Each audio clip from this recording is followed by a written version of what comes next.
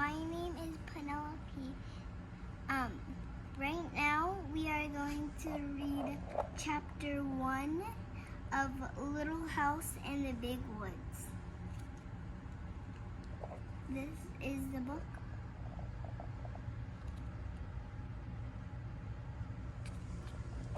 And now we are going to start.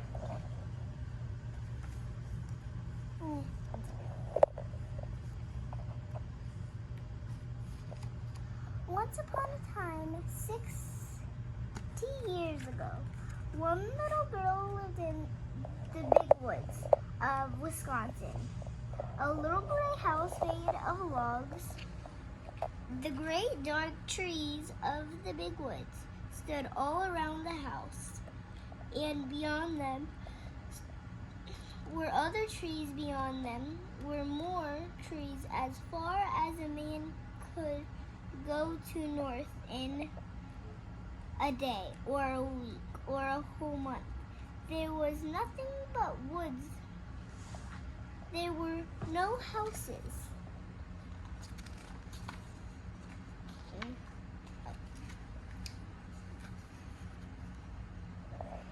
There were no roads, there were no people. There were only trees and the wild animals who had their homes among them. Wolves lived in the big woods, and bears, and huge wild cats, muskrats, and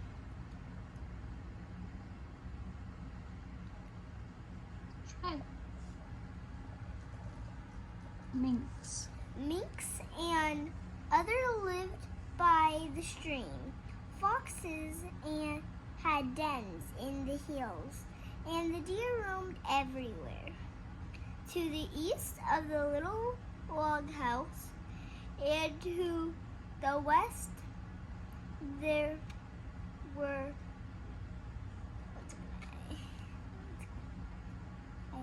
miles upon miles, trees, and only a few little log houses scattered far apart in the edge of the big woods. So far as the little girl could not see, there were only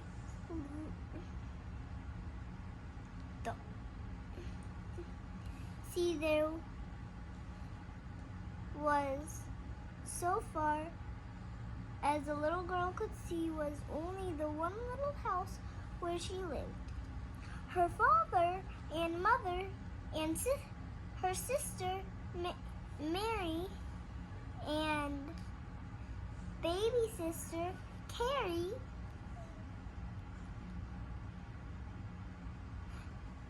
and a wagon track ran before baby sister Carrie.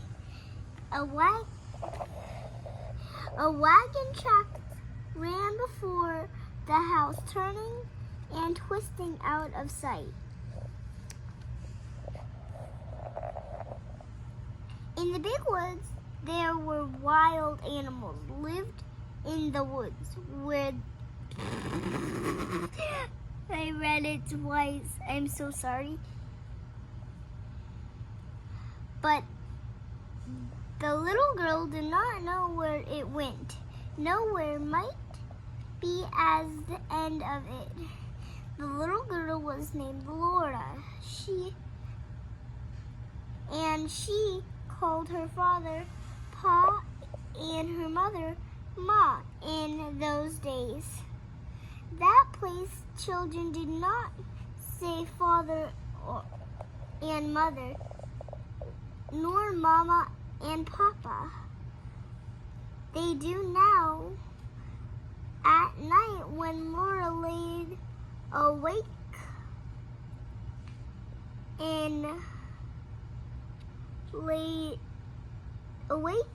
in the trouble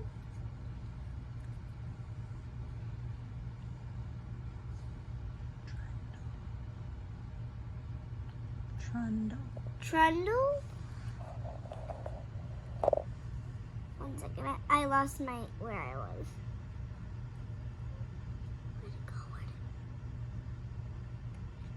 Where'd it go? Oh, trundle beds. She listened and could not hear anything.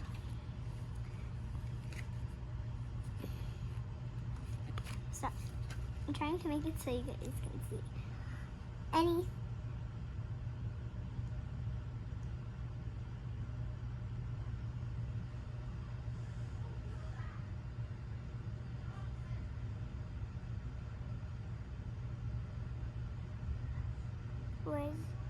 Anything at all but sounds of trees whispering together sometimes. Far away in the night, a wolf howled, then came near and howled again. It was a scary sound, but Laura knew that wolves would eat little girls, but she was safe inside the stalled log walls. Her father's gun hung over the door, and good old Jack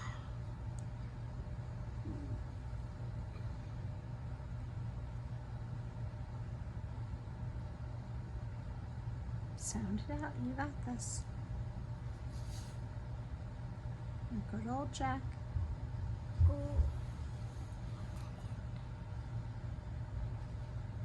Good old Jack, the brindle bulldog, laid on guard before her father would say, "Go to sleep, Laura.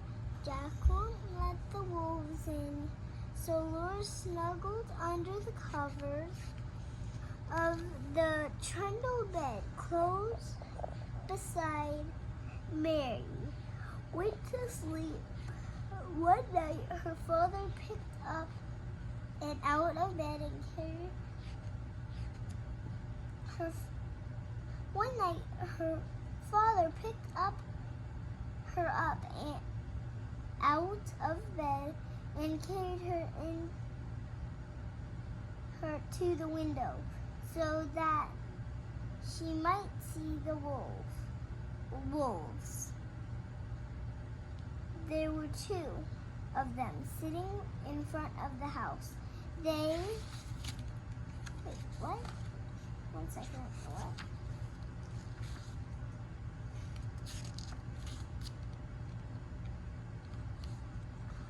There's only one. Mom.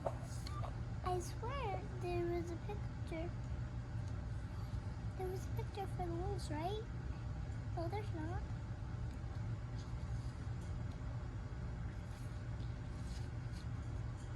Keep reading. Looked like shaggy dogs. They pointed their noses at the big bright moon and howled. Jack packed up and down before the door, growling.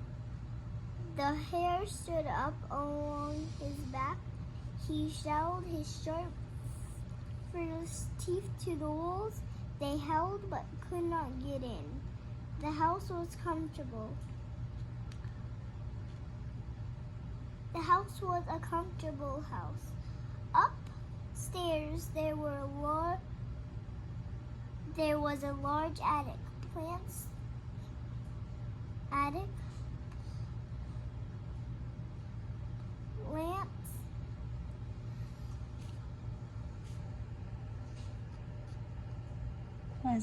pleasant to play in when the rain drummed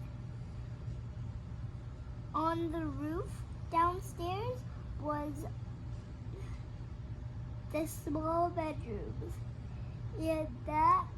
and the big room.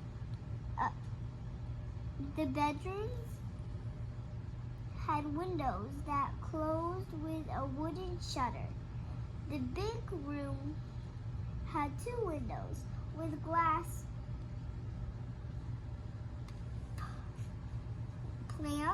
Panes,